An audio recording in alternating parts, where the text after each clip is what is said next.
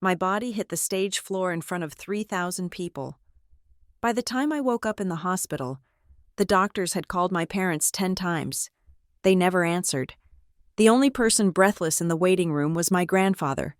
The brain tumor was terrifying, but learning the reason my parents ignored the call was the thing that actually broke me.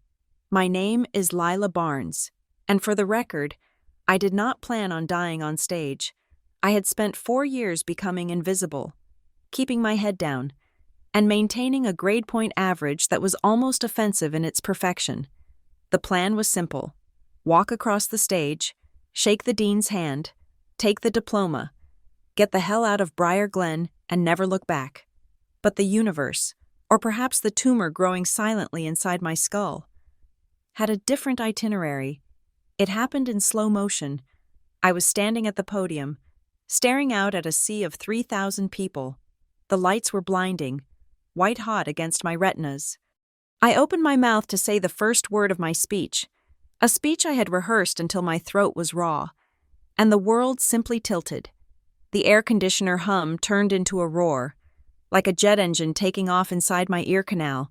My knees, usually so reliable, turned to water. The last thing I heard wasn't applause. It was the screech of the microphone hitting the floorboards, a sound so loud it felt like it cracked my ribs, followed by a collective gasp from 3,000 throats. Then, total darkness. When the lights came back on, they weren't the warm, golden stage lights. They were the harsh, fluorescent tubes of an emergency room. The air smelled of rubbing alcohol and latex.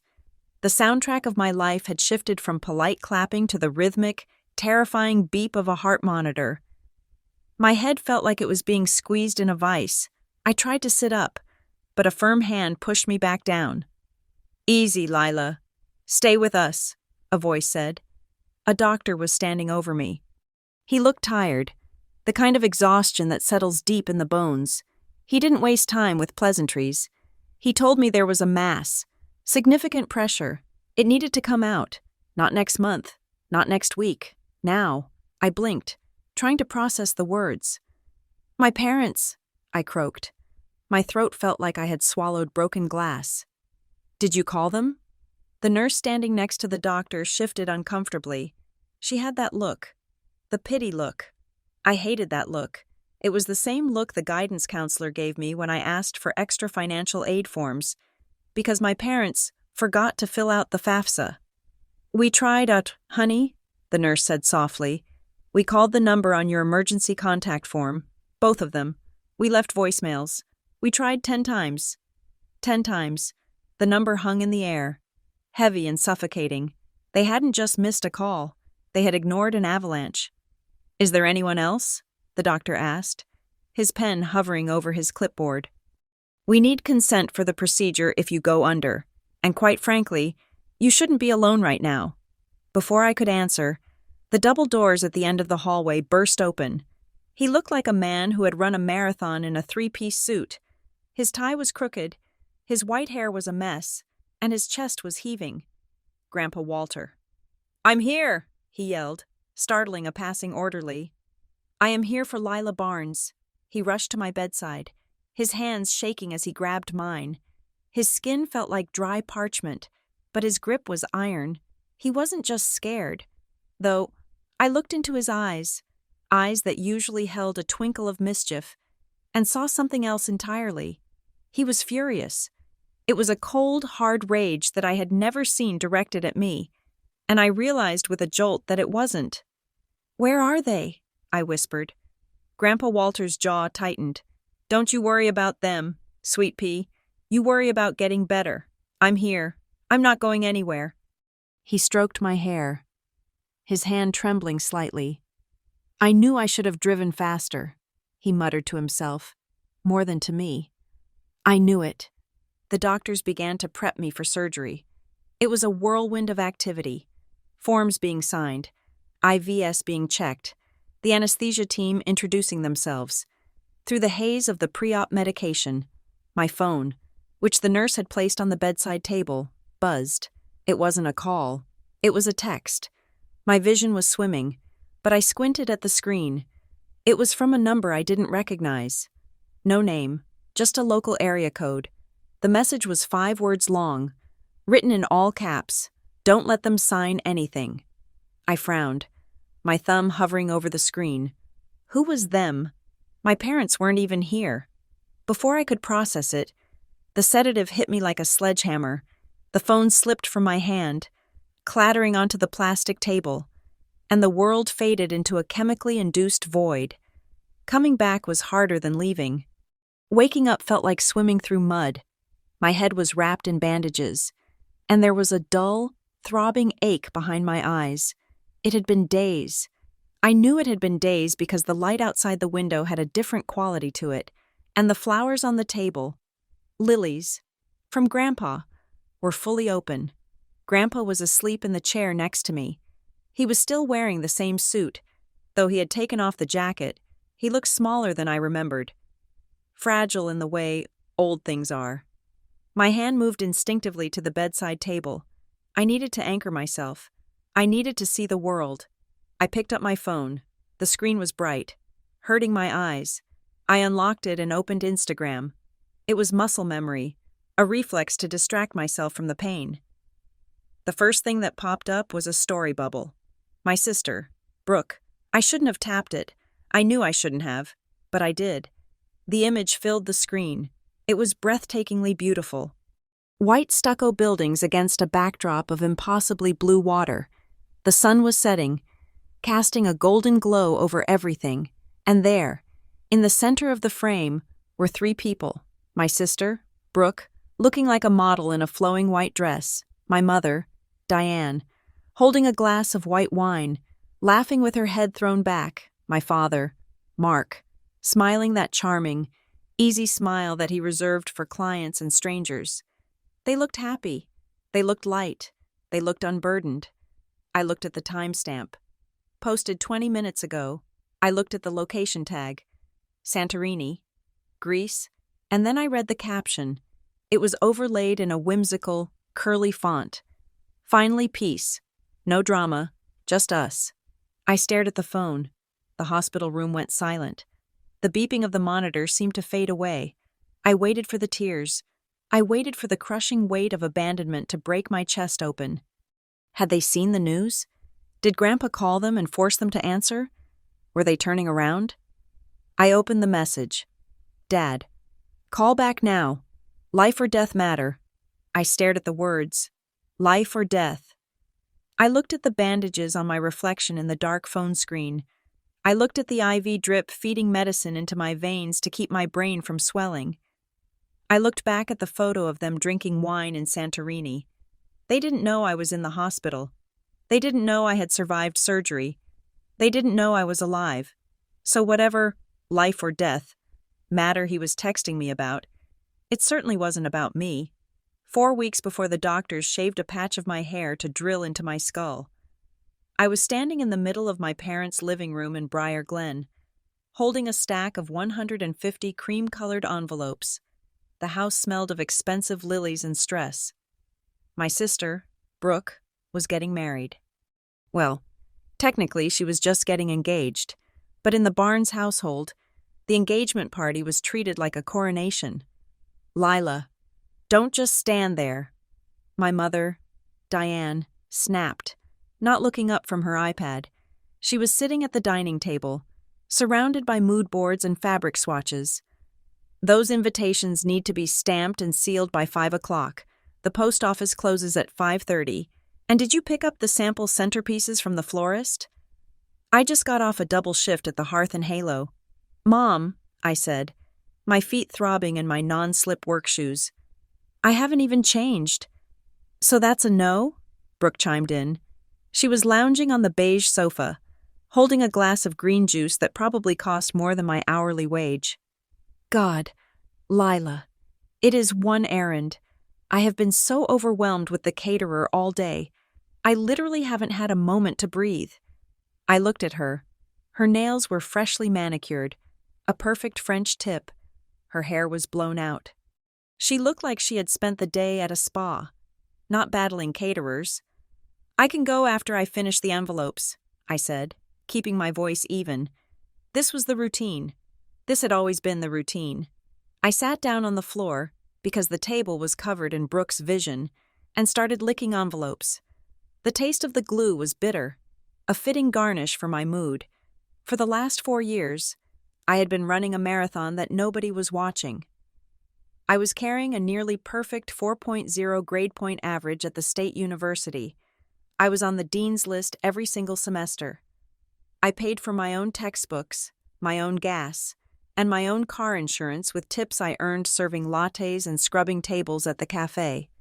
Brooke, on the other hand, had found herself for 3 years in Europe on Dad's credit card before coming home to settle down with Chase, a guy who worked in his father's investment firm and wore boat shoes to dinner. "Mom," I said, pausing after the 20th envelope. "Speaking of dates, my graduation is next month," Diane hummed, swiping a finger across her screen. "We know, honey. We put it on the calendar, somewhere." "I was wondering if we could go shopping this weekend," I ventured. It felt pathetic to ask, like I was 7 years old again, begging for a toy. "I need something to wear under the gown, and maybe for the dinner after? If we are doing a dinner?" Diane finally looked up. She took off her reading glasses and gave me that tight, patient smile she reserved for waitstaff and distant relatives. "Oh, Lila," she sighed. "You know how crazy things are right now with Brooke's party. This engagement is a massive production. We have family flying in from the coast.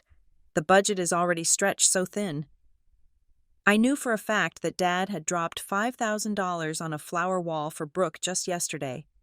"I just meant, besides," she cut me off, her voice dropping to that reasonable, logical tone that made me want to scream. "You are so good at finding bargains. You always manage. You are the resourceful one. Brooke needs a little more guidance. You are fine. I am fine. The mantra of the neglected." I went back to the envelopes. "Right. I am fine." Later that afternoon, after I had raced to the post office and picked up 3 heavy boxes of floral arrangements that made my lower back ache, I came into the kitchen to grab a glass of water. Mom was on the phone in the sunroom. The sliding glass door was open just a crack. I froze when I heard my name. "Oh, no, we are not worried about Lila," Diane was saying to one of her country club friends. I could hear the clink of ice in a glass. "She is just so independent, always has been. I honestly don't even have to check her grades. She just handles it. It is such a relief, honestly, with how high maintenance Brooke can be. Lila just doesn't need us like that." I stood there, gripping the edge of the granite countertop. Independent. It was a word they used like a compliment, but it felt like a weapon. It was their get-out-of-jail-free card. They didn't have to parent me because I had learned to parent myself out of necessity. They wrapped their neglect in a bow and called it my strength. I put the glass down without drinking and walked out the back door. I needed air. I sat on the crumbling stone steps of the back porch and pulled out my phone. My thumb hovered over the contacts list. I dialed the only number that mattered. "Talk to me," a gruff voice answered on the second ring. The tension in my shoulders dropped an inch. "Hey, Grandpa." "There is my girl," Grandpa Walter said. I could hear the static of his old television in the background. "How are the headaches? You sleeping? You sound tired." He was 78 years old and lived 2 towns over, yet he knew more about my daily life than the people sleeping upstairs. "I am okay," I lied. "Just tired. Brooke's party prep is intense." "Those people and their parties," he grumbled. "A circus. That is what it is. Listen to me. Lila, how is the speech coming? You finished that draft?" I smiled. "Almost. I'm trying to find the right ending. It feels, I don't know. I want it to mean something." "It will," he said firmly, "because you have actually lived something. You are not just floating on a cloud of hot air like the rest of them. Listen, I have got something for you. For graduation. Grandpa, you don't have to." "Hush," he commanded. "It is not from me. Not really. It is from your grandmother. She left something. Specific instructions. She wanted you to have it when you finish school. It is, well, it is important." "What is it?" "You will see," he said. his voice softening. Just keep your head up, kiddo. You are almost at the finish line. Who are you talking to? I jumped. Brooke was standing at the patio door, looking annoyed. I quickly said goodbye to Grandpa and hung up. Just Grandpa, I said. Brooke rolled her eyes. He is so grumpy lately. I hope he doesn't cause a scene at the engagement party. Chase's parents are very particular. She stepped outside, lighting a slim cigarette that she would definitely hide from Mom. She looked at me, exhaling a thin stream of smoke. So, she said, looking me up and down, Mom says you are still set on that teaching job? Middle school? It is a great district, I said defensively. And I like the age group. Cute, she said, in a tone that meant the opposite. I just think it is funny. You work so hard for that fancy GPA just to babysit bratty kids for $40,000 a year. I mean, if that makes you happy, I just couldn't do it. I need more. She flicked the ash onto the patio stones that I would probably have to sweep later. Good thing you have Chase then, I said, the words slipping out before I could stop them. Brooke's eyes narrowed, but she just laughed. It was a cold, sharp sound. Jealousy is ugly, Lila. It causes wrinkles. She turned and went back inside, leaving the door open for the flies to get in. I sat there for a long time. I told myself it was fine. I told myself I just had to survive 4 more weeks. Once I had that diploma, I was gone. I would get my own apartment, pay my own bills, and never ask them for a damn thing ever again. Just 4 weeks. I thought, I can do this.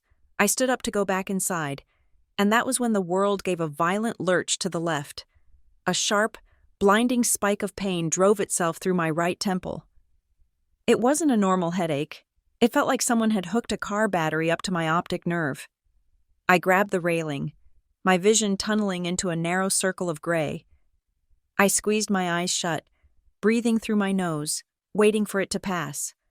It took 10 seconds, then 20. Slowly, the world leveled out. I touched my nose. My fingers came away wet. I looked down. Blood, bright red against my pale skin. Stress, I whispered to myself, wiping my hand on my jeans because I didn't have a tissue. It is just stress. I walked back inside to finish the envelopes, ignoring the fact that the ringing in my ears was now louder than the television. The nights were becoming a different kind of battlefield. It was 3 a.m. My laptop screen was the only source of light in my bedroom, casting a sickly blue glow over the stack of index cards scattered on my duvet. I read the opening line of my valedictorian speech for the 50th time. The words swam before my eyes, reorganizing themselves into nonsensical patterns. We are the architects of our own future, I whispered. Testing the cadence, a sharp, rhythmic thumping started behind my left eye. It wasn't a headache. Headache was too small a word. It felt like a tiny, angry carpenter was trying to hammer his way out of my skull. I reached for the bottle of ibuprofen on my nightstand. It was empty. I had finished it 2 days ago. Just push through, I told the empty room. 2 weeks, just 2 weeks. I wasn't just losing sleep over the speech. I had picked up 3 extra closing shifts at the Hearth and Halo Cafe. My parents had made it clear that once I walked across that stage, I was financially cut off. Not that I was receiving much support now, but the threat of losing my car insurance coverage was real. I needed a cushion. I needed first and last month's rent for an apartment I hadn't found yet. The next afternoon, Kayla Stone kicked my front door open. She didn't knock. She never knocked. She found me sitting on the floor of the living room, surrounded by half-assembled favor boxes for Brooke's party. I was meticulously tying a sage green ribbon around a tiny box of artisanal chocolates. Kayla sat back on her heels, her expression softening into something pained. Lila, why are you doing all this? The favor boxes, the errands, the perfect speech? You think if you are perfect enough, they will finally notice? I am helping my family, I said stiffly. They are not family, she said. They are your landlords. When was the last time they came to anything of yours? The debate championship? No, The science fair when you won state? No. Mark was golfing with a client. Diane had a migraine. They are not going to change just because you wrap chocolates for Brooke. They will be at graduation, I said, my voice sounding smaller than I intended. Grandpa made sure of it. Kayla didn't say anything. She just picked up a ribbon and started tying. Her movements angry and jerky. That night, the carpenter in my head upgraded to a jackhammer. I was in the bathroom, splashing cold water on my face. When I looked up at the mirror, I gasped. Blood was streaming from my nose, dark and fast, staining my chin and dripping onto my white t-shirt. I grabbed a wad of toilet paper, tilting my head forward, pinching the bridge of my nose like the school nurse had taught me years ago. It took 10 minutes to stop. When I finally pulled the tissue away, my reflection looked haunted. My eyes were sunken. The skin around my temples looked translucent, blue veins pulsing visibly beneath the surface. Don't be dramatic, I told myself. It is dry air. It is exhaustion. You are young. You are healthy. Stop looking for problems. My phone buzzed on the counter. Dad. Flight 492. Aunt Linda lands at 11 p.m. Pick her up. Your mother and I are dealing with the florist for Brooke. Huge crisis with the hydrangeas. Not a question. A command. I looked at the time. It was 9:30. I had an 8 a.m. exam the next morning. Me. Okay. On my way. I typed the response before I could talk myself out of it. I was a machine. I just had to keep functioning. As I grabbed my keys, I opened the Notes app on my phone. I had started a new note 3 days ago. It was my secret, my way of proving to myself that I wasn't crazy. May 14th. Ringing in ears, high pitch, lasted 5 minutes. May 16th. Left hand numb for 20 seconds. May 18th. Nosebleed, severe headache, nausea. I stared at the list. It looked like someone else's life. I locked the phone and shoved it in my pocket. 2 days later, the house was full of people. It was a casual mixer for the out-of-town guests before the big engagement bash. I was weaving through the crowd with a tray of champagne flutes, wearing my black work slacks and a white blouse because Mom said I looked professional that way. Lila, refill the ice bucket, Mom called out from across the room. Not breaking eye contact with the mayor's wife. I turned toward the kitchen, but I stopped. There was a man standing near the fireplace. He wasn't family.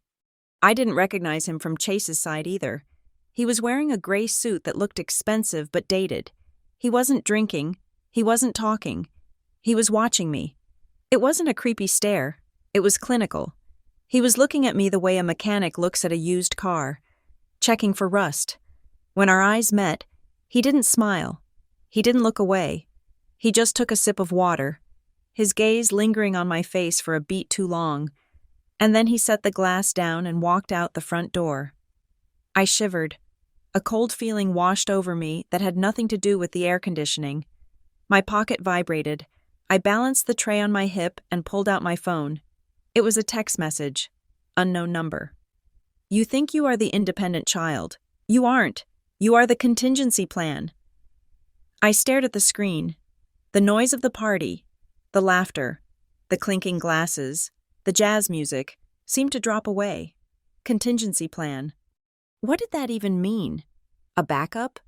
A spare tire? I looked around the room, trying to find the man in the gray suit, but he was gone. I wanted to text back, to ask who is this, but my thumb hovered over the delete button instead. I didn't want to know. I couldn't handle knowing. I deleted the message. The next morning at the cafe, the machine finally started to break. I was carrying a tray of mugs to table 4. The smell of roasted coffee usually woke me up, but today it made my stomach churn. The headache was back, and it brought a friend. Vertigo. One moment, I was walking on the tiled floor.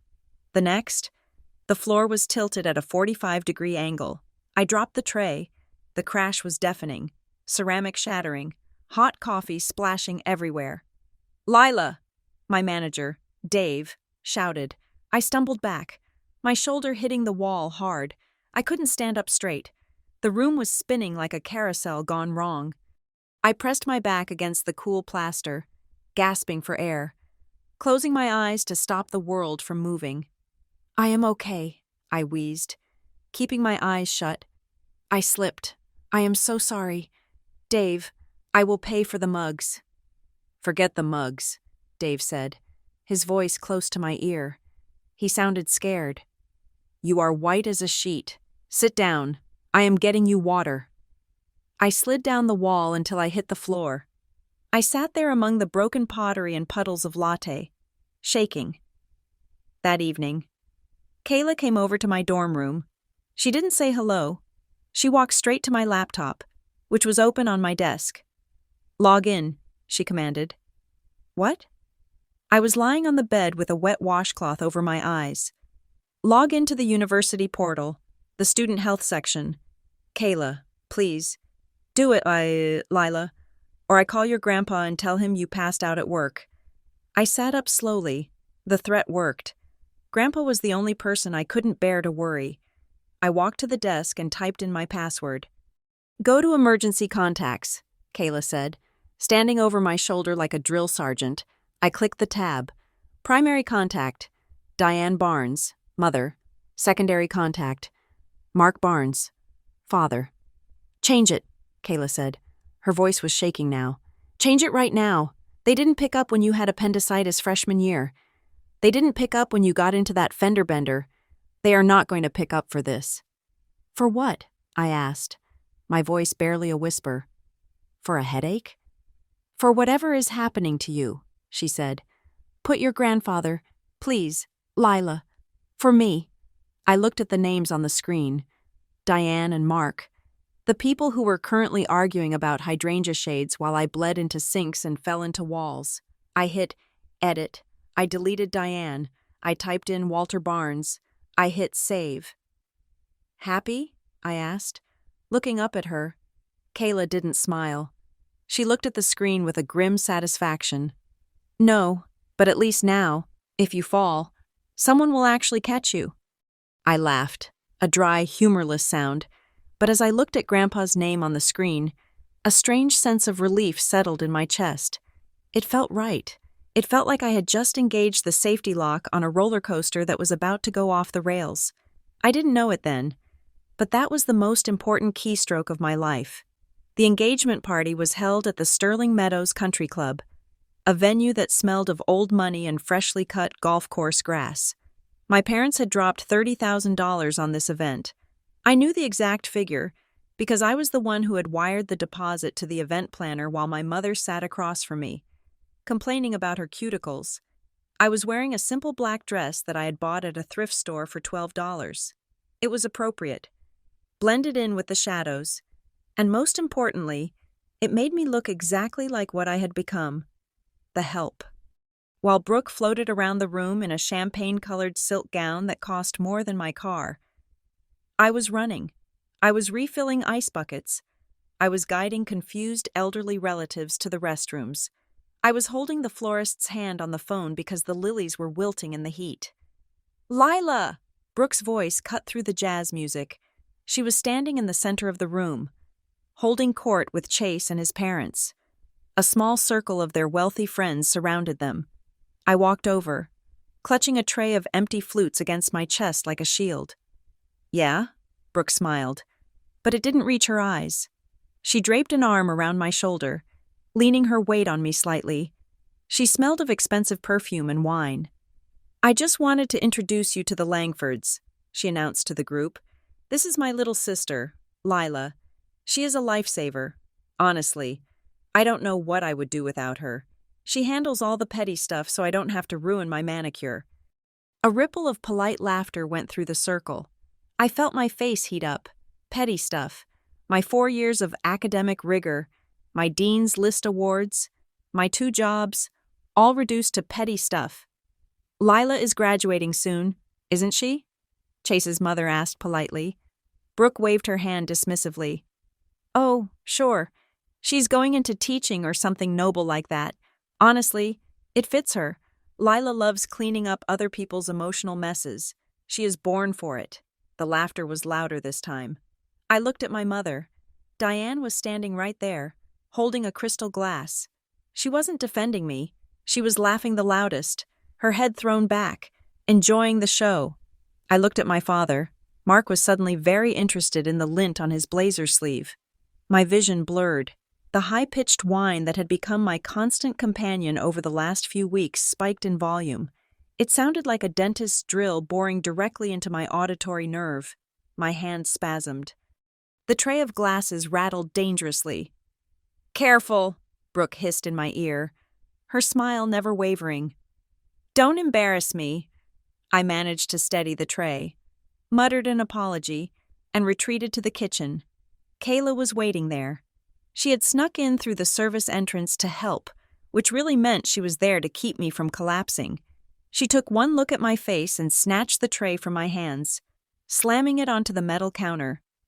"That is it," Kayla said, her voice low and trembling with rage. "I am going out there. I am going to spill red wine on that white silk dress." "Kayla, stop," I whispered, leaning against the industrial refrigerator. The cool metal felt good against my burning forehead. "It is almost over. Lila, did you hear what she said? She called you a janitor for her life, and your parents just stood there." Kayla grabbed my shoulders. "How long are you going to take this? You are not their servant. You are their daughter." "I am neither," I said, closing my eyes. "I am just there." The double doors swung open. It was the caterer. "Time for the toasts," he barked. I pushed Kayla aside and went back out. I had to finish the shift. The speeches were predictable. Chase's father talked about mergers and acquisitions. Dad talked about how expensive Brooke was, but how she was worth every penny. Everyone cheered. Then, my mother took the microphone. "We have a little surprise," Diane announced, beaming at Brooke. "We know how stressful planning a wedding can be, and honestly, your father and I are exhausted just watching you two work so hard." I stood in the back. Near the exit sign, my head was throbbing so hard I could feel my pulse in my teeth. "So," Mom continued, "we decided that the day after the engagement festivities wrap up, the whole family is going to Santorini." Cheers erupted. Brooke shrieked and hugged Mom. "We leave on the 21st, Mom shouted over the applause. 10 days of sun, sea, and absolutely no drama. Just us. The room spun. I actually had to grab the doorframe to keep from falling. The 21st. I waited until the applause died down and the music started again. I walked up to my mother. She was accepting compliments on her generosity from a group of women. "Mom," I said. My voice sounded hollow, like I was speaking from inside a tunnel. "Oh, Lila, isn't it exciting? We got a villa with a private pool." "Mom," I repeated. "The 21st is my graduation." Diane blinked. She looked at me, then at her friends, then back at me. A shadow of annoyance crossed her face, as if I had just pointed out a stain on the carpet. "Oh, honey," she said, her voice dropping to that patronizing coo she used when I was a toddler. "We looked at the dates, but the flight deals were just too good to pass up, and you know how hard it is to coordinate everyone's schedule." "It is my college graduation," I said.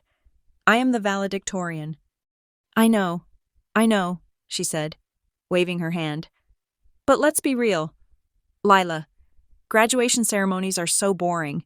You sit there for 4 hours to hear your name read once, and besides," she leaned in, placing a hand on my arm.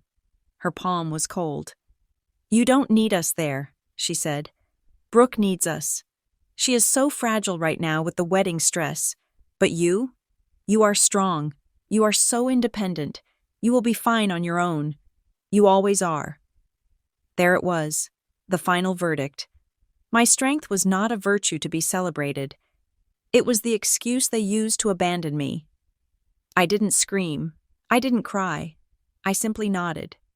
"Right," I said. "I am strong." I turned around and walked out of the ballroom. I walked through the lobby, past the valet stand, and out into the parking lot. I got into my 10-year-old sedan, the one I had bought with my own money. I started the car, but I didn't drive. I sat there, gripping the steering wheel until my knuckles turned white. The pain in my head was blinding now, a red-hot poker stirring my brain. But the pain in my chest was worse. It was a physical weight, crushing my lungs. I cried. I cried until I couldn't breathe. I cried until I was dry heaving over the center console. I cried for the 7-year-old who waited by the window for parents who never came home on time. I cried for the 16-year-old who drove herself to the emergency room with a broken wrist. I cried for the 24-year-old who was about to give the biggest speech of her life to a room full of strangers. When the tears finally stopped, a strange clarity settled over me. It was cold and sharp, like the scalpel that was waiting for me in the future. I pulled out my phone. I opened the university app again. I navigated to the graduation ceremony page. Specifically, the ticket allocation section. Student, Lila Barnes. Allocated tickets, 4. Guests, Mark Barnes, Diane Barnes, Brooke Barnes. I stared at the names. Then, I hit edit. I removed Mark Barnes. I removed Diane Barnes. I removed Brooke Barnes. The screen asked, "Are you sure? This action cannot be undone within 48 hours of the ceremony." "I am sure," I said out loud. I typed in a new name for the single guest ticket, Walter Barnes. Then I scrolled down to the special accommodations section. There was a box for Day of Ceremony Emergency Contact. It was currently blank. I typed, Walter Barnes, relationship, grandfather. Note, do not contact parents. They are out of the country. I hit submit. The little green check mark appeared on the screen. Changes saved. I put the phone down and put the car in gear. The headache was still there, pounding away. But the heaviness in my chest was gone. I wasn't just independent anymore. I was free. The 48 hours leading up to graduation did not feel like a celebration. They felt like a bomb defusal where the timer had broken off, leaving me to guess when the explosion would happen. The house in Briar Glen was a hive of frantic, selfish energy. My parents were not packing for a trip. They were curating an expedition. The hallway was an obstacle course of open suitcases, each one overflowing with linen shirts, designer swimwear, and wide-brimmed hats. I sat on my bed, the door locked, clutching a bottle of extra-strength Excedrin. The label said to take 2 every 6 hours. I had taken 3 an hour ago, and the pressure behind my eyes hadn't even dimmed. It felt like my brain was physically too large for my skull, pressing against the bone, demanding to be let out. I looked at my index cards, the speech, the valedictorian address. "We stand on the precipice of tomorrow," I recited to the empty room. The words tasted like ash. I couldn't remember why I had written them. I couldn't remember why I cared about tomorrow when getting through today felt like climbing Everest without oxygen. My phone rang, cutting through the static in my head. "Grandpa?" I answered, pressing the phone against my ear. My hand was shaking so bad I had to use 2 hands to hold it steady. "I am already here, kiddo," Grandpa Walter said. His voice was the only steady thing in my universe. "I got a room at that motel on 4th Street, the one with the neon sign that buzzes. It is a dump, but it is 5 minutes from the stadium." "You didn't have to come up tonight," I said, closing my eyes. "The ceremony isn't until 10 tomorrow morning. I am not taking chances with traffic," he said gruffly. "And I wanted to make sure, I wanted to be close." There was a pause, heavy and strange. "Your father called me." My stomach tightened. "Oh?" "He gave me the itinerary, sent me the flight tracking info like I am his secretary. Then he said something peculiar." Grandpa's voice dropped, turning hard. He said, "Make sure she doesn't embarrass us up there, Dad. I told you that you didn't have the means to help her if she messes this up, so keep an eye on her." "The means to help me?" I repeated. The words didn't make sense. Grandpa lived on a pension. Dad knew that. "We will talk about it later," Grandpa said quickly, cutting off the subject. "I have things to tell you, Lila, about your grandmother, about a lot of things. But we get you across that stage first. You get that diploma in your hand. Then we talk." "Okay, Grandpa." "Get some sleep, Sweet Pea. You sound like you are underwater." I hung up. Underwater was a generous description. I felt like I was drowning in concrete. Kayla stopped by an hour later. She didn't bring chocolate this time. She brought a thermometer and a blood pressure cuff she had stolen from the nursing supply lab. "Sit," she ordered. I sat. She wrapped the cuff around my arm. It squeezed tight, pulsing against my skin. 140/95, she read, her face pale. "Lila, this is bad. Your heart rate is 110. You are resting." "I am nervous," I lied. "It is public speaking anxiety." "Bullshit," Kayla spat. "You have done debate for 4 years. You don't get stage fright. You are sick. Look at your pupils. One is slightly bigger than the other." I pulled my arm away, rolling down my sleeve. "I checked in the mirror. They are fine." "They are not fine." She stood up, pacing the small room. "We are going to the ER, right now. I don't care about the speech. I don't care about the GPA." "No," I said. I stood up to argue, but the floor swayed. I grabbed the desk chair to steady myself. "Kayla, listen to me. If I go to the hospital now, they will run tests. They will keep me overnight. I will miss the ceremony. I have worked 4 years for this moment. 4 years of eating instant noodles and working double shifts while Brooke went to spa weekends. I am walking across that stage. I am getting my moment." Kayla looked at me, tears welling in her eyes. "And what if you die getting it?" "Then at least I die a valedictorian," I joked. It was a dark, terrible joke, and neither of us laughed. "Fine," Kayla whispered, "but the second you step off that stage, I am driving you to Mount Sinai. No arguments." "Deal," I promised. A lie. I planned to sleep for 3 days. The morning of graduation dawned bright and hot. The humidity in the air was suffocating. I put on my black robe. It felt like a shroud. I pinned the gold sash across my chest. It felt like a heavy chain. My phone chimed as I was putting on my cap. A notification from Instagram. Diane_Barnes just posted a photo. I opened it. It was a selfie taken in the first-class lounge at the airport. My mother was holding a mimosa. My father was looking at his watch. Brooke was in the background, wearing oversized sunglasses and a bride-to-be sash, even though the wedding was a year away. Caption, "And we are off, Santorini bound." So proud of our independent girl graduating today. We are there in spirit. Don't forget to send pics. Lila. We want to see the sash. Proud parents. Vacation mode. No drama. Send pics. They didn't want to be there. They just wanted the content. They wanted a JPEG of my success to post on their feed to prove they were good parents, without having to endure the heat, the parking, or the 3-hour ceremony. They wanted the receipts without paying the bill. I didn't reply. I turned off my phone and shoved it deep into the pocket of my dress under the robe. The stadium was a chaotic sea of black and gold. 5,000 people, graduates and their families, were swarming the field. The noise was physical, a wall of sound that hit me in the chest. I walked to the staging area for the honor students. Around me, the air was thick with joy. I saw a girl fixing her boyfriend's tie. I saw a father crying as he hugged his son. I saw a mother adjusting her daughter's cap, tucking a stray curl behind her ear with a tenderness that made my chest ache. I stood alone. I was an astronaut on a foreign planet, watching a species I didn't belong to. They were connected. They were anchored by love and presence. I was just drifting, untethered, holding on to a speech about a future I wasn't sure I would have. "Lila!" I turned. Grandpa Walter was making his way through the crowd of students. He looked out of place in his heavy wool suit, sweating in the May heat.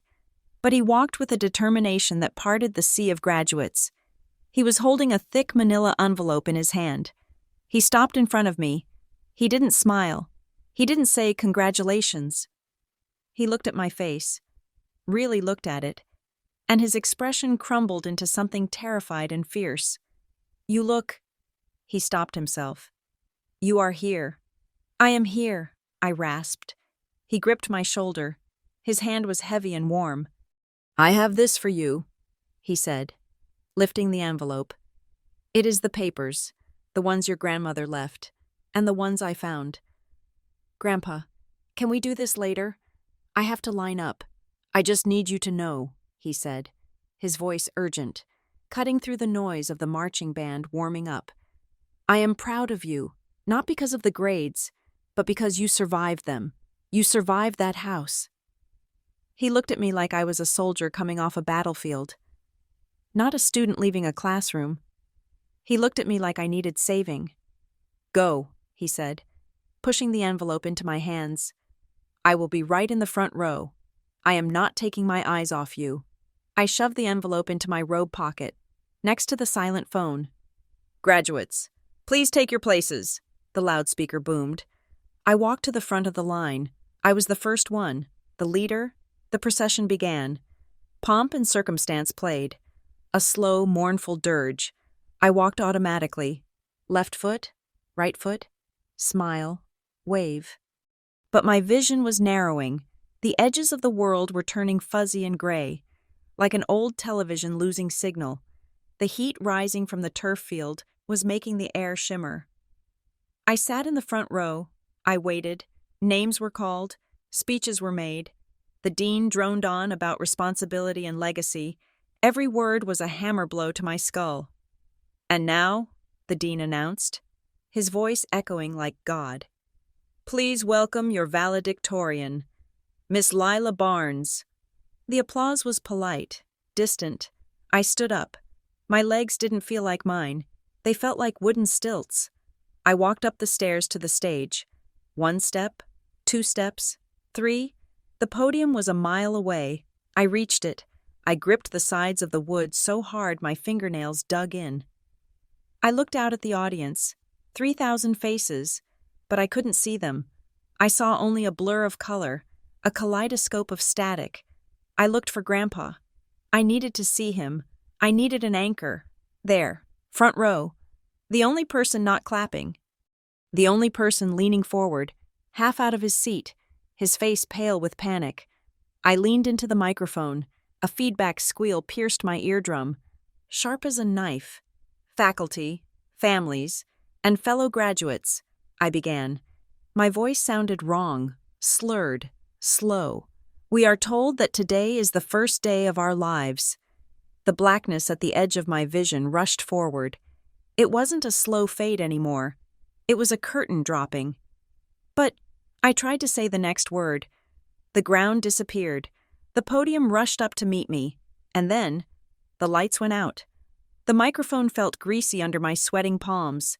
I stared at the index card in my hand, the one that held the opening paragraph of the speech I had memorized for 3 months. But the ink was doing something impossible. The letters were detaching themselves from the paper, floating like oil on water, swirling into illegible black smudges. We are told that today is the first day of our lives, I repeated, but the words felt thick in my mouth, like I was speaking through a mouthful of cotton, a high-pitched whine, sharp and piercing, drilled through my left ear. It wasn't the feedback from the speakers, it was inside me. The stadium lights, which should have been warm spring sunshine, suddenly intensified. They felt like lasers burning directly through my retinas. Searing the back of my skull, I blinked, trying to clear the static. I looked down at the front row. Grandpa Walter was the only thing in focus. The rest of the audience was a blur of colors, a Monet painting left out in the rain. But Grandpa was crystal clear. He was standing up. His face was drained of all blood, looking like a sheet of paper. He wasn't looking at the stage with pride. He was looking at me with pure, unadulterated terror. He knew. Before I even hit the ground, he knew. My knees unlocked. There was no stumble, no graceful attempt to catch myself. Gravity simply reclaimed me. I fell forward, my chest hitting the wooden podium with a thud that I felt reverberate through my ribcage before I slid sideways. The last thing I heard was the microphone hitting the floorboards, a deafening, chaotic boom that sounded like a gunshot, followed by the collective scream of 3,000 people. Then, the world dissolved into a series of jagged, disconnected sensory clips. I was staring at the sky. It was too blue. Someone was screaming my name. Lila. Lila. Stay with us. A face hovered over me, A security guard. He was shouting into a radio, then another face. Kayla. She was crying, her makeup running down her cheeks in dark streaks. She was trying to climb onto the stage, clawing at the wooden skirting, but a large man in a yellow windbreaker was holding her back. "Let me go! That is my best friend!" she screamed. Her voice sounded tinny and far away, like it was coming through a long metal tube. Then, there was Grandpa. He wasn't being held back. He had somehow vaulted the barrier or shoved through the security detail. He was on his knees beside me, his expensive suit pants staining with the dust of the stage floor. "I have got you," he was saying, over and over. "I have got you, kiddo." I tried to speak. I wanted to tell him I was sorry for ruining the ceremony. I wanted to tell him my head felt like it was splitting open, but my tongue was heavy, paralyzed. The darkness swallowed me again. And when I surfaced, I was moving, fast. The ceiling of the ambulance was a blur of white metal and fluorescent lights. The siren was wailing, a rhythmic pulse of panic. Every bump in the road sent a shockwave of nausea through my body. A paramedic was cutting my graduation gown. I heard the fabric tear. The gold sash, the symbol of 4 years of sleepless nights and perfect grades, was tossed into a corner like a rag. "BP is skyrocketing," someone shouted. 180 over 110, pupils are blown, right side is fixed and dilated. I couldn't feel my legs. I couldn't feel my arms. The only thing tethering me to the earth was a hand gripping mine. It was rough, calloused, and shaking violently. "I am here," Grandpa's voice croaked near my ear. "I am right here. Lila, you are not alone." The hospital doors burst open, and the rush of cold air hit my face. We were running. Doctors in blue scrubs swarmed the gurney like ants. "Talk to me," a doctor commanded. He had gray hair and eyes that didn't blink. 24-year-old female, syncope on stage, seizure activity, en route, GCS is dropping. The doctor shone a light into my eyes. The pain was blinding. I tried to pull away, but my body wouldn't obey. "Massive pressure," the doctor said, his voice tight. "We need a scan, but I can tell you right now we are looking at a bleed or a tumor causing herniation. We need to decompress. Now," he turned to the nurse. "Get the family. We need consent for craniotomy. If we wait, she's dead." "Parents are not here," Grandpa said. He was standing in the corner of the trauma bay, pressed against the wall to stay out of the way, but his voice cut through the chaos. "They are traveling. Call them," the doctor barked. "Put them on speaker. I need verbal consent if they can't sign." The nurse handed Grandpa a phone. I watched through half-lidded eyes. My vision was tunneling, the edges turning black, but I could see Grandpa's hands shaking as he dialed. 1 ring, 2 rings, 3 rings. "Hi, you have reached Diane. I am currently away on a much-needed vacation. Leave a message." Grandpa hung up and dialed again. My father. 1 ring, 2 rings. "Pick up," Grandpa hissed. "Damn it. Mark, pick up." "Hello?" The voice on the other end was irritated. Background noise, announcements, rolling suitcases, the hum of a busy terminal. "Mark!" Grandpa shouted. "It is Dad. Lila collapsed. She is in the ER. It is her brain. Mark, she needs surgery right now." There was a pause on the line. Then my father sighed. It was a heavy, impatient sound. "Dad, we are literally boarding right now. They just called our zone. Is she conscious? It is probably just dehydration. She works herself too hard. She probably locked her knees on stage. Rookie mistake." "She is dying. Mark!" Grandpa roared. The entire trauma room went silent. The doctors, the nurses, everyone stopped for a split second. "The doctor says she has a tumor, a brain tumor. They need to cut her open immediately. You need to give consent. Do not get on that plane." "A tumor?" Mark's voice wavered for a second, then hardened. "Dad, don't be dramatic. If it was a tumor, we would have known. Look, I can't deal with this right now. We are losing our seats if we don't scan the passes. Just have them give her fluids. We will check in when we land in Athens. That is 10 hours. If you get on that plane, Grandpa said, his voice dropping to a deadly quiet register. If you get on that plane while your daughter is bleeding out in a trauma room, do not bother coming back. Do not call me. Do not call her. You are done. Jesus, Dad, stop the guilt trip. We are boarding. I have to go. The line clicked dead. The silence in the room was absolute. It was heavy and suffocating. I lay there, unable to move, tears hot and stinging leaking from the corners of my eyes. They weren't boarding a plane. They were boarding a lifeboat and leaving me to drown.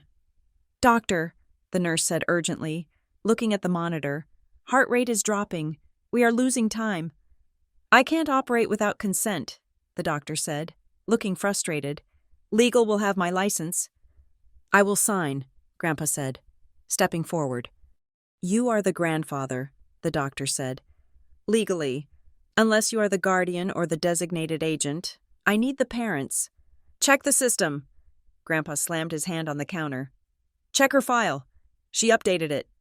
The nurse scrambled to the computer station. Her fingers flew across the keyboard. I remembered the car ride after the engagement party. I remembered the anger. I remembered typing his name. He is right, the nurse shouted. Walter Barnes. He is listed as the primary emergency contact and medical proxy. The update was made 4 days ago. The doctor didn't hesitate. He thrust a clipboard at Grandpa. Sign here. And here. Grandpa scribbled his name. He didn't even read the risks. He just signed. Let's move, the doctor yelled. Or 2 is prepped. The brakes on the gurney unlocked. I was moving again. The lights on the ceiling flashed by like strobe lights. Grandpa was running alongside me, holding the rail. He looked down at me, and for the first time, I saw him crying. Silent, heavy tears tracking through the wrinkles of his face. I am here. Lila, he whispered. I'm not going to Greece. I am right here. They pushed me through the double doors of the operating theater. Grandpa had to stop at the red line on the floor. As the doors swung shut, cutting off the view of the only person who loved me. A single realization hit me harder than the fall on the stage. It wasn't the tumor that hurt the most. It wasn't the fear of the saw or the knife. It was the silence of that phone call. My parents hadn't just missed the call. They had answered it, heard the reality, and chosen a seat in business class over their daughter's life. The anesthesiologist placed a mask over my face. Count backward from 10. Lila. 10, I whispered. They left me. 9. They really left me. 8. The darkness took me, and for the first time in my life, I welcomed it. The first thing I realized was that the jackhammer in my head had been replaced by a dull, heavy sandbag. The second thing was the silence. For months, my life had been a cacophony of ringing ears, demanding customers, and my mother's shrill complaints. Now, there was only the rhythmic, mechanical hiss of a ventilator somewhere nearby and the soft hum of an air conditioner. I opened my eyes. The room was dim. It took a moment for the shapes to resolve into people. To my left, curled up in a hideous orange vinyl chair that looked like a torture device, was Kayla. Her mouth was open slightly, and her mascara was smeared across her cheek like war paint. She was still wearing the dress she had worn to graduation, though it was now wrinkled and stained with what looked like coffee. To my right sat Grandpa Walter. He wasn't sleeping. He was staring at the floor, his hands clasped tightly between his knees. He was still wearing the same wool suit he had worn to the ceremony, but the jacket was thrown over the radiator, and his tie was undone. Stubble covered his chin, white and rough. He looked like he had aged 10 years in however long I had been out. Grandpa, I tried to say. It came out as a dry croak, barely audible. His head snapped up. The relief that washed over his face was so raw it almost hurt to look at. He stood up, his knees popping audibly, and grabbed a plastic cup with a straw. Easy, he whispered, guiding the straw to my lips. Sip, just a sip. The water was cold and tasted like plastic, but it was the best thing I had ever had. How long? I rasped. 3 days, Grandpa said, sitting back down heavily on the edge of the bed. You have been in the ICU for 3 days. Lila, they moved you to a regular room this morning. The tumor? Gone, a new voice said. I looked toward the door. A doctor I didn't recognize was standing there, checking a chart. She looked younger than the one in the ER, but she had the same serious eyes. We got it all, she said, walking over to check my vitals. It was benign, technically, but the placement was dangerous. It was pressing against your brain stem, another 12 hours, and you wouldn't be having this conversation. You are a lucky young woman. Ms. Barnes. Lucky. I rolled the word around in my mind. Recovery will be a marathon, not a sprint. The doctor continued. Physical therapy, speech therapy. Maybe you're going to be tired for a long time, but you are going to live. She patted my foot and left. Kayla stirred, groaned, and sat up. When she saw me looking at her, she didn't scream. She just burst into tears and buried her face in the blanket covering my legs. You idiot, she sobbed into the bedding. You absolute idiot. You scared the hell out of me. I reached out a hand. It felt heavy, like it was made of lead, and patted her hair. I am sorry. Don't be sorry, Grandpa said gruffly.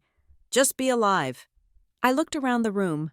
There were flowers on the windowsill, cheap carnations from the hospital gift shop, probably from Kayla.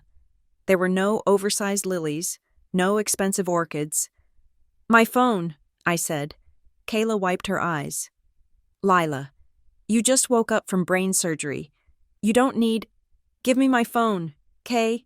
She hesitated, looked at Grandpa, and then pulled it out of her purse. It was off. I held the power button. The Apple logo appeared. My heart started to hammer against my ribs. A slow, heavy thud. The screen lit up. I didn't go to my texts. I didn't go to my calls. I went to Instagram. It was masochism, pure and simple. I needed to see it. I needed to confirm that I wasn't crazy, that the abandonment I felt was real and not a hallucination of the anesthesia. The algorithm knew me well. The first post on my feed was from Diane Barnes. The photo was high definition. The water behind them was a shade of turquoise that didn't look real. My mother was wearing a white caftan, holding a glass of wine. My father was shirtless, tanned, smiling at something off camera. Brooke was in the middle, looking radiant. Location? Oya, Santorini. Posted, 6 hours ago. Caption, sunset dinner with the loves of my life. Sometimes you just have to disconnect to reconnect. Finally peace. No drama. No drama. I was lying in a hospital bed in New Jersey, with a roadmap of staples in my skull, learning how to hold a cup of water again. And to them, that was drama they had successfully escaped. I didn't cry. The tears I had shed in the car outside the engagement party seemed to have been the last of them. I felt cold, hollow. It was a sensation of absolute clarity. I closed the app. Then I looked at the notifications on the home screen. My breath hitched. 65 missed calls, 42 text messages, all from Dad. The timestamp started 24 hours ago. The first few were sporadic. Then they became frantic. One call every 5 minutes for the last 2 hours. I opened the text thread. Dad. Call me. Dad. Pick up the phone. Lila. Dad. This is not a game. Answer. Dad. We need to talk. Now. Dad. Need you immediately. Call back. There was no, how is the surgery? There was no, are you okay? There was no, we are coming home. Just need. Now. Immediately. They are panic calling, I said, my voice flat. Grandpa sighed. It was a long, rattling sound. He stood up and walked to the window, looking out at the parking lot. They know, he said. I looked at him. Know what? That I am alive? No, Grandpa said, not turning around. They don't care about that. If they cared, they would have called the nurses' station. They are calling your cell phone because they want something. He turned to face me. His expression was grim. They know about the trust. The room went quiet. What trust? I asked. Grandpa walked back to the bed and sat down. He looked at Kayla, then at me. Your grandmother. She didn't just leave you jewelry or a quilt. Lila. She left a significant amount of money, an educational trust and an inheritance. She set it up years ago, before the dementia got bad. She saw how Mark and Diane were. She saw how they treated you versus Brooke.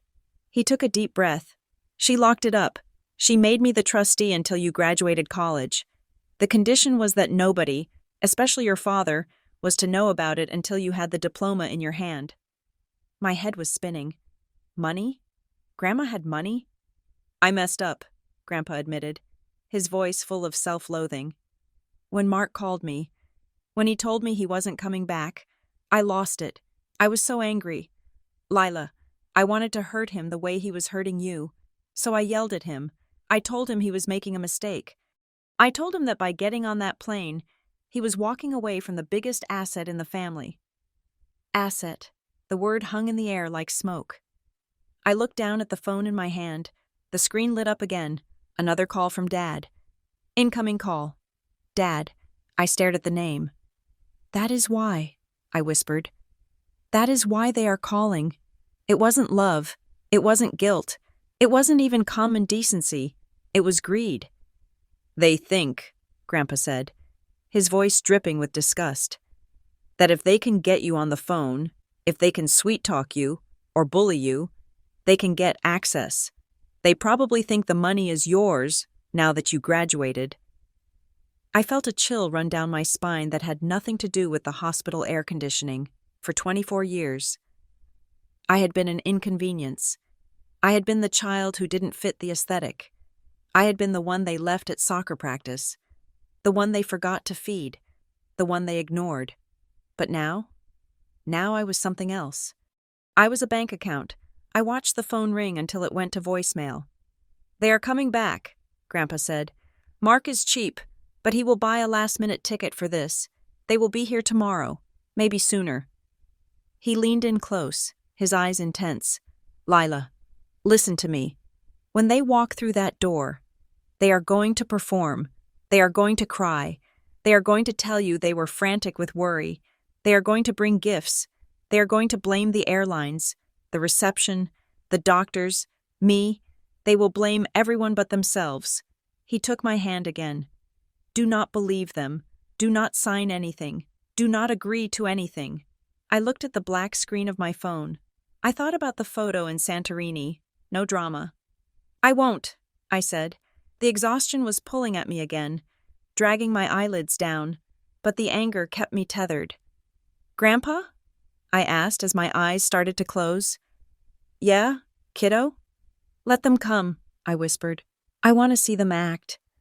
Grandpa squeezed my hand. Rest now. You will need your strength. It is going to be a hell of a show. I drifted off to sleep.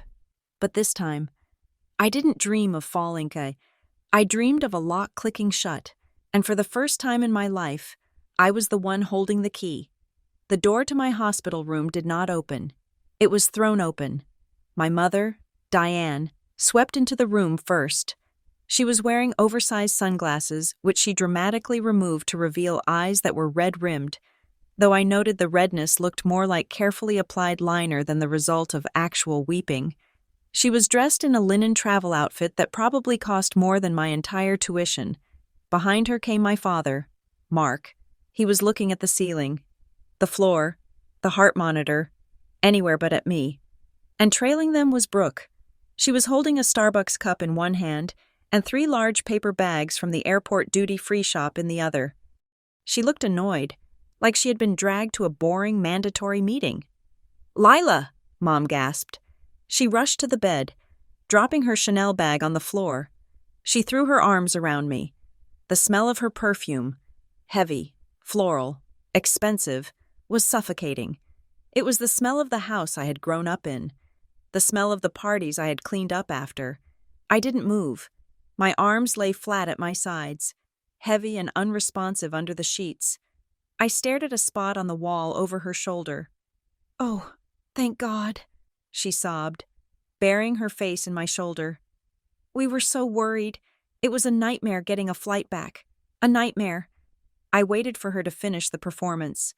When she finally pulled back, wiping a tear that may or may not have been real.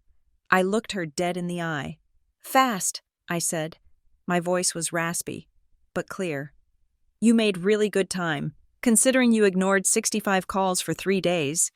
Mom flinched. She looked at Dad for support, but he was busy examining the thermostat. "Lila, honey, you don't understand," she started, her voice pitching up into that defensive whine I knew so well. "The reception in Santorini is terrible, and we were on a boat. We came the second we got the messages." "You came the second you talked to Grandpa," I corrected. Kayla was standing in the corner, her arms crossed over her chest. She hadn't said a word, but her glare was sharp enough to cut glass. She looked ready to physically tackle anyone who upset me. Then, the bathroom door opened. Grandpa Walter stepped out. He had shaved and put on a fresh shirt Kayla had brought him, but his eyes were hard as flint. The temperature in the room seemed to drop 10 degrees. "Walter," Dad said, his voice cracking slightly. "I didn't know you were here." "Obviously," Grandpa said. He walked past them and stood at the foot of my bed, like a judge taking his bench. "If you knew I was here, you probably would have rehearsed your lines better." "Dad, stop," Brooke snapped, dropping her shopping bags on the chair next to Kayla. "We just got off a 10-hour flight. We are exhausted. Can we not do the lecture right now?" "Lecture?" Grandpa laughed, a dry, humorless sound. No lecture, just a pop quiz." He looked at my father. "Mark, when is Lila's birthday?" Dad blinked. "What?" "Simple question," Grandpa said. "When was your daughter born?" "It is in October," Dad stammered. "October 14th. "October 4th, I said softly. "You are thinking of your golf club anniversary."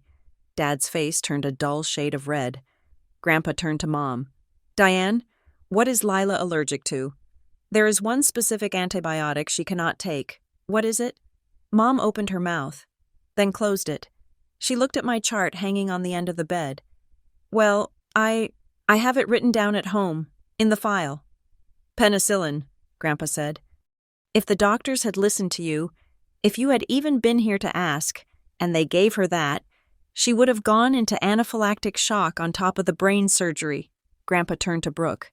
"Name one of her friends." Besides Kayla, Brooke rolled her eyes. "Seriously? She doesn't have friends. She's always working or studying." "I have 3, I said. "Sarah, Mike, and Jen. They have all visited. They all brought flowers. They all knew I was in the hospital before you did." The silence that followed was thick and suffocating. It wasn't just that they didn't know the answers. It was that they realized, in that brightly lit room, that they didn't know me at all. "Okay, fine," Brooke shouted, throwing her hands up. "Stop the moral play.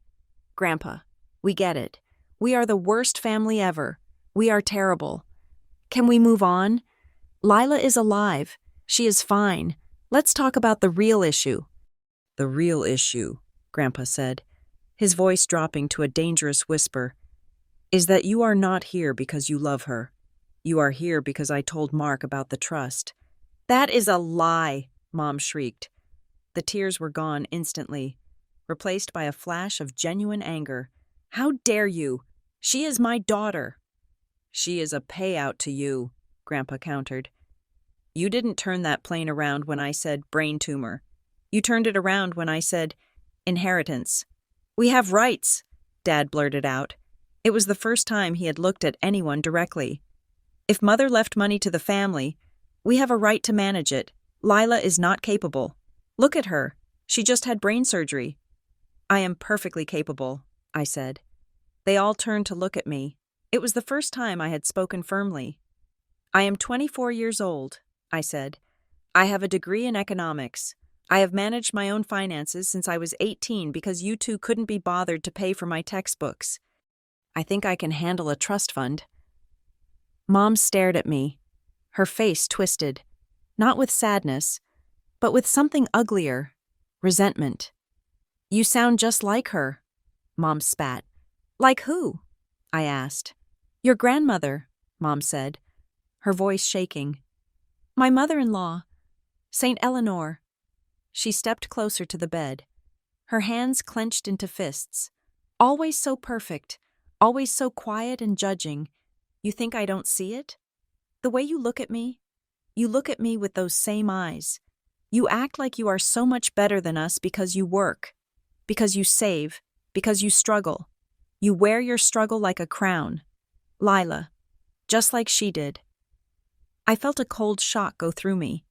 This wasn't about the graduation. This wasn't about the tumor. This was decades deep. You ignored me because I remind you of her? I asked, incredulous. I ignored you because you made me feel small, Mom screamed. Every time I looked at you, I felt like I was being graded. You were this little, perfect, independent thing that didn't need me, so I let you be independent. I gave you what you wanted. I wanted a mother, I said. My voice didn't waver. I didn't want to be independent. I wanted you to pack my lunch. I wanted you to come to my games. I learned to be independent because the alternative was starving. Mom recoiled as if I had slapped her. She stepped back, hitting the tray table. It is not my fault that you felt insecure, I said, looking at her.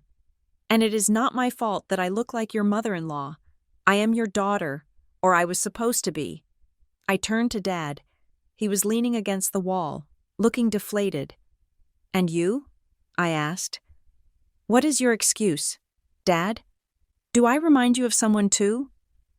Dad sighed, rubbing his face with his hands. No, he said quietly. You don't remind me of anyone. You were just the friction. The friction? Diane was always unhappy, he said, staring at the floor. And when she was unhappy with you, the house was miserable.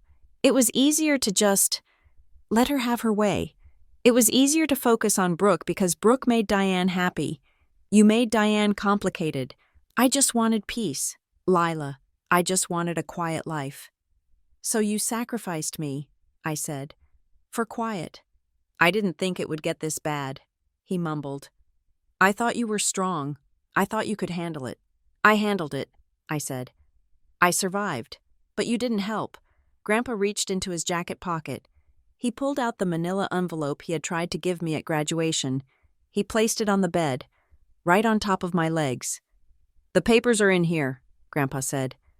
The trust documents, the account numbers, and the evidence of what they did with the money that was supposed to be for your college tuition 10 years ago. Dad's head snapped up. Dad, you promised. I promised nothing, Grandpa growled. I put my hand on the envelope. It felt heavy. It felt like a weapon. Brooke was staring at the envelope with hungry eyes. Mom was looking at it with fear. Dad looked like he was about to be sick. Is there a lot? Brooke asked. Her voice quiet. I laughed. It hurt my head, but I laughed. You guys are amazing, I said. You are literally standing in a hospital room where I almost died, and you are calculating numbers in your head. I picked up the envelope. I didn't open it. I just held it. You think this is what I care about? I asked them. You think I am angry because of the money? Lila, we can discuss the allocation, Dad started, stepping forward. We can set up a family LLC. We can... Stop, I said. The room went silent. The money is just the excuse, I said, looking at each of them in turn. The money is just paper. The problem isn't that you stole from me. The problem isn't that you missed the graduation. I took a deep breath. My lungs felt clear for the first time in years.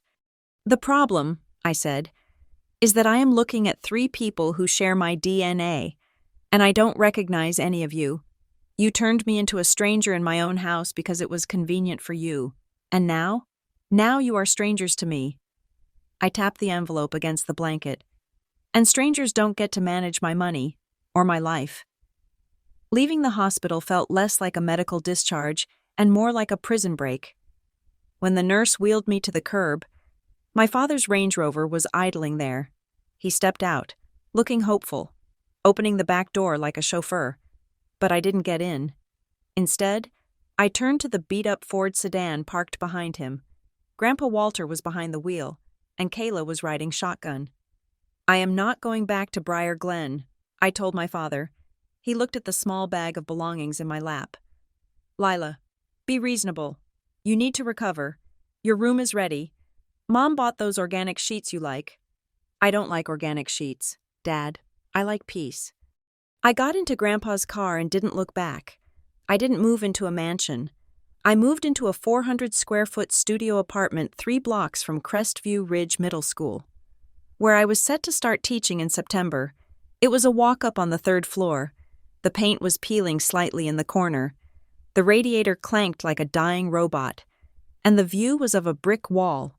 But when I locked the door that first night, turned the deadbolt, and slid the chain into place, I felt a sensation I had never experienced in 24 years. I was safe. The air didn't smell like tension or expensive perfume. It smelled of lemon cleaner and freedom. My recovery was slow. The doctor said my brain needed time to reset. I spent the first week just sitting by the window, watching the sunlight move across the floorboards. Grandpa and Kayla were my pit crew. They brought groceries. They assembled my IKEA furniture while arguing about which screw went where. They filled the silence that my parents had always filled with demands. The fallout, however, was happening on a different battlefield: the internet. Brooke couldn't help herself. 3 days after I moved in, Kayla stormed into my apartment, waving her phone. "Look at this," she said. Her face flushed with anger. She deleted it 5 minutes ago, but I took a screenshot. The internet never forgets. Honey? She shoved the phone in my face. It was a Facebook status from Brooke. It is so sad when family members use a health scare to manipulate situations. Some people are just selfish at heart and love the drama. Grateful for my true support system, who knows that there are 2 sides to every story. Selfish, I read aloud, laughing softly. It hurt my incision to laugh, but I couldn't stop.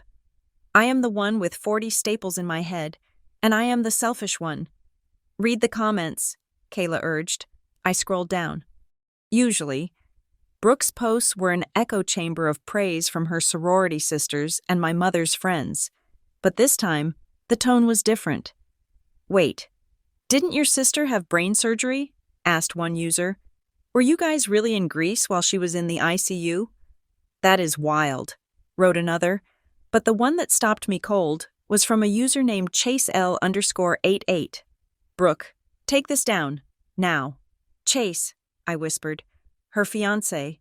He is waking up, Kayla said, grabbing a bag of pretzels from my counter. I heard from a friend of a friend that he was asking around. Apparently, he didn't know they left you. He thought you were just sick with the flu and that Grandpa was handling it, when he found out you were essentially dead on the table while they were eating feta cheese on a boat. He flipped.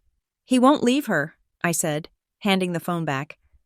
The wedding deposit is like $50,000. The Langfords are all about image. Maybe, Kayla said, but he is asking questions. And that is a crack in the foundation.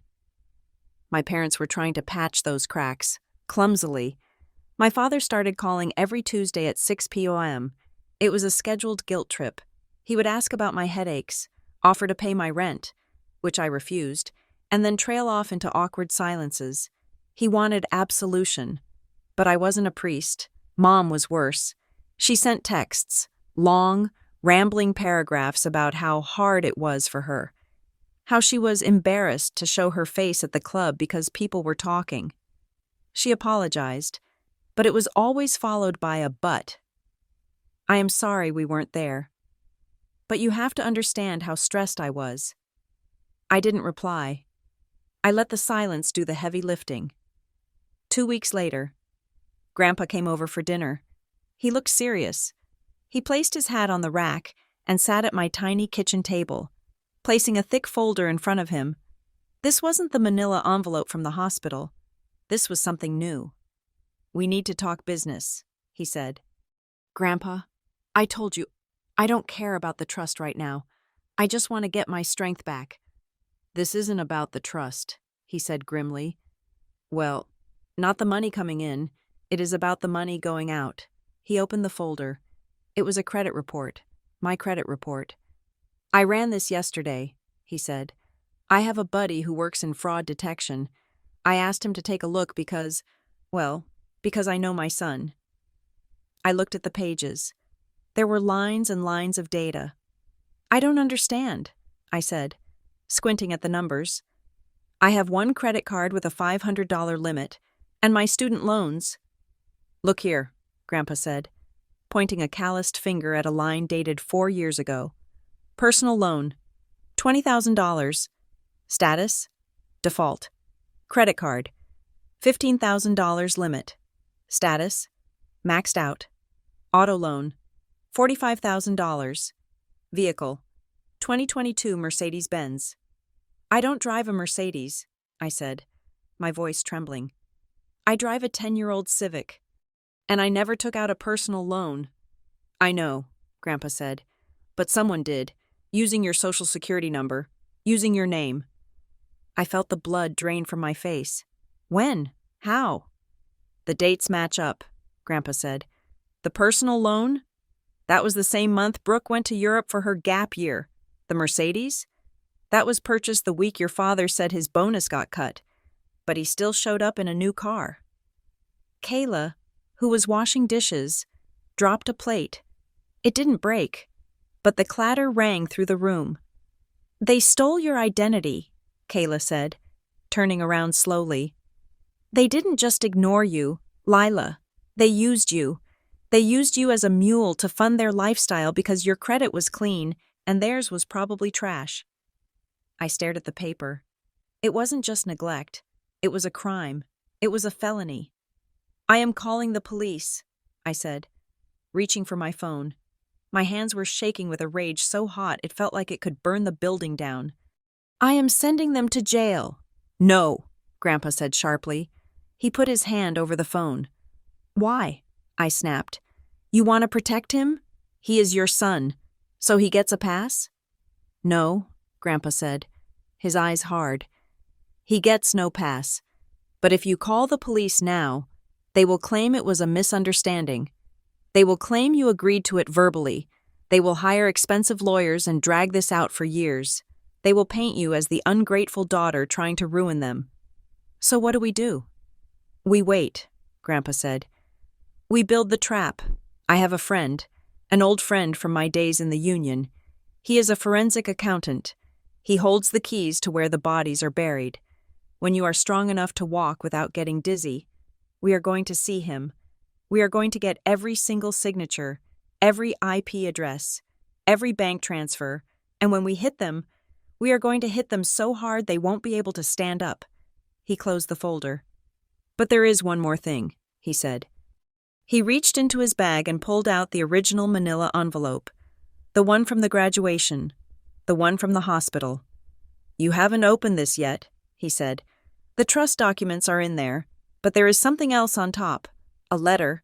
He slid it across the table. Your grandmother wrote this 3 days before she passed, Grandpa said softly. She made me promise not to give it to you until you were safe. I think you're safe now. Grandpa and Kayla stepped out onto the balcony to give me a moment. I sat alone in my tiny kitchen, the hum of the refrigerator the only sound. My name was written on the front of the envelope in shaky, elegant cursive. Lila. I broke the seal. There was a stack of legal papers, but on top was a piece of cream-colored stationery. The handwriting was faint, skipping in places where the pen had lifted, as if the writer was in pain. I began to read. My dearest Lila, if you are reading this, it means I am gone. And it means something else, something I prayed would not happen, but feared would. It means they didn't come. I have instructed your grandfather to only give you full control of this trust, and the truth contained within it, if your parents failed to stand by you during a significant life event. I know my son, I know Diane. They love the idea of family, but they do not love the work of it, and they do not love you the way you deserve to be loved. They love your utility, they love your silence, but they do not love your spirit. You are not their retirement plan. Lila, you are not their emotional punching bag. You are my legacy, and I will not let them consume you. What you are about to read in the legal documents will hurt. It will show you that they have been taking from you long before you knew what money was. But do not let it break you. Let it free you. The money I leave you is not for revenge. It is for a life where you never have to wait for someone to pick you up again. Love, Grandma Eleanor. I put the letter down. I didn't cry. The sadness was gone, replaced by a steely resolve. Grandma had known. She had seen the future from her deathbed. She had set up a fail-safe mechanism, a trap door that would only open if my parents proved themselves to be exactly who she thought they were, and they had walked right into it. I looked out at the balcony where Grandpa and Kayla were talking. "Okay," I whispered to the empty room. "You want to use my name? Fine. Let's see what my name can really do." I picked up the phone and texted Grandpa, even though he was 10 feet away. "Me. Set up the meeting with the accountant. I am ready." The meeting took place at Grandpa Walter's dining table. It was a sturdy oak table that had survived 3 generations, which was more than I could say for the trust in this room. My parents sat on one side, looking like students called to the principal's office. Brooke sat next to them, checking her reflection in her phone screen, clearly annoyed that this family meeting was interrupting her schedule. On the other side sat me, Grandpa, Kayla, and Mr. Henderson. Mr. Henderson was a forensic accountant and the independent executor of my grandmother's estate. He was a small man with glasses and a demeanor as sharp as a razor blade. He didn't smile. He didn't offer refreshments. He simply opened a leather briefcase and placed 3 distinct stacks of paper on the wood. "Let us begin." "Mr." Henderson said. His voice was dry and devoid of emotion. "We are here to execute the final will and testament of Eleanor Barnes, specifically the clauses regarding the discretionary trust established for her granddaughter, Lila." "We know about the trust," Dad interrupted, trying to sound authoritative but failing. "Mother left money for the family, as Lila's parents. We naturally assume stewardship until she is settled." "You assume incorrectly," Mr. Henderson said. He didn't even look up from his papers. "Eleanor was quite specific. She anticipated that you would attempt to intercept these funds. That is why she included the character clause." "The what?" Mom asked, narrowing her eyes. "The character clause," Mr. Henderson repeated. "Or, as I like to call it, the no-show provision." He slid a document across the table. "Eleanor stipulated that if Lila were to suffer a significant medical or life crisis around the time of her university graduation, the behavior of her parents would determine the distribution of the entire family estate, not just Lila's portion, all of it." My parents froze.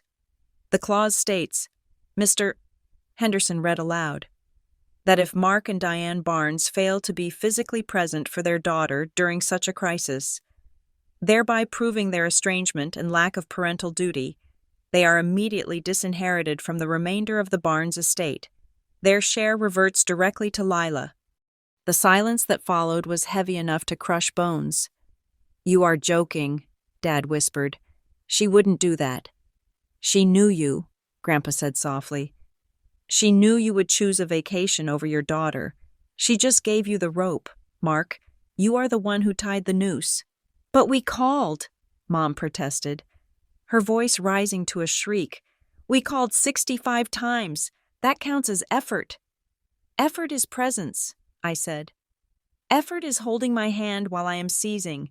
Effort is not panic dialing from a yacht in Greece because you are afraid of losing a paycheck." "This is entrapment," Brooke yelled, slamming her hand on the table.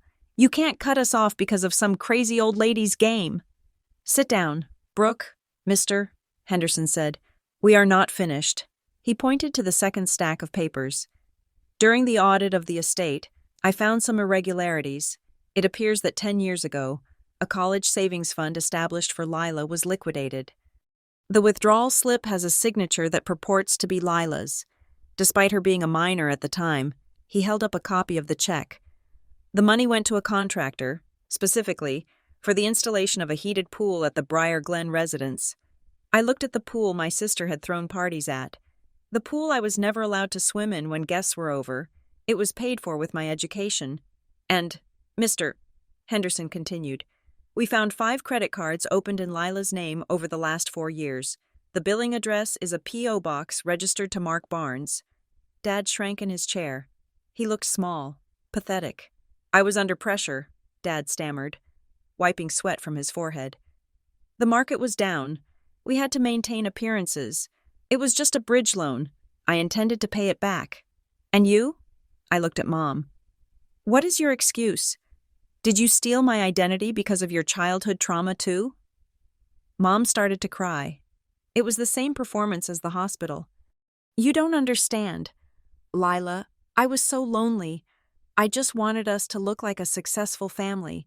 I thought if we looked perfect, we would be perfect. I did it for us. Trauma does not sign checks, Mr. Henderson said, cutting her off. Insecurity does not forge Social Security documents. Those are deliberate actions. Those are crimes. So what now? Brooke sneered. You are going to send Mom and Dad to jail? You are going to be that daughter? I might, I said. Before Brooke could respond, the doorbell rang. I will get it, Kayla said, popping up from her chair with a strange, satisfied smile. She opened the door. Chase Langford walked in. Brooke's face lit up with relief. Chase, thank God. You need to get your father's lawyers. My grandfather and sister are trying to scam us. They are trying to steal our inheritance. Chase didn't look at her. He looked at me. He looked at the bandages still visible under my hairline. He looked at the stack of evidence on the table. He walked over to the table. He didn't sit down. He reached into his pocket and pulled out a velvet box. He placed it gently on the oak surface. Chase? Brooke whispered. What are you doing? I spoke to the hospital, Chase said. His voice was quiet, shaking with suppressed rage. I spoke to the nurses. They told me nobody came. They told me your grandfather was the only one there. They are lying, Brooke screamed. I also spoke to your father's old assistant, Chase continued. She told me about the credit cards. She thought it was weird that Lila was buying designer suits when she was working at a coffee shop. He turned to Brooke. He looked at her like she was a stranger. I can handle high maintenance. Brooke, I can handle spoiled. But I cannot handle cruelty. And I cannot marry into a family that treats their own blood like an accessory they can discard. Chase, please, Brooke begged, grabbing his arm. It is just a misunderstanding. We can fix this. He pulled his arm away. There is nothing to fix. The ring is yours. Sell it. You might need the money now that the trust is gone. He nodded to me. I am sorry, Lila. I should have seen it sooner. Then he walked out. Brooke stared at the door, then at the ring box. Then she crumpled. It wasn't a graceful faint. She slid out of the chair and curled into a ball on the rug, sobbing, not for me, not for the fraud, but for the loss of the status she worshipped. The room was silent, except for Brooke's weeping. I stood up. I picked up the third document. This, I said, is a confession. It states that you admit to the identity theft and the misappropriation of my college fund. It outlines a payment plan where you will liquidate the Briar Glen house to pay off the debts in my name. Liquidate the house? Mom gasped. But where will we live?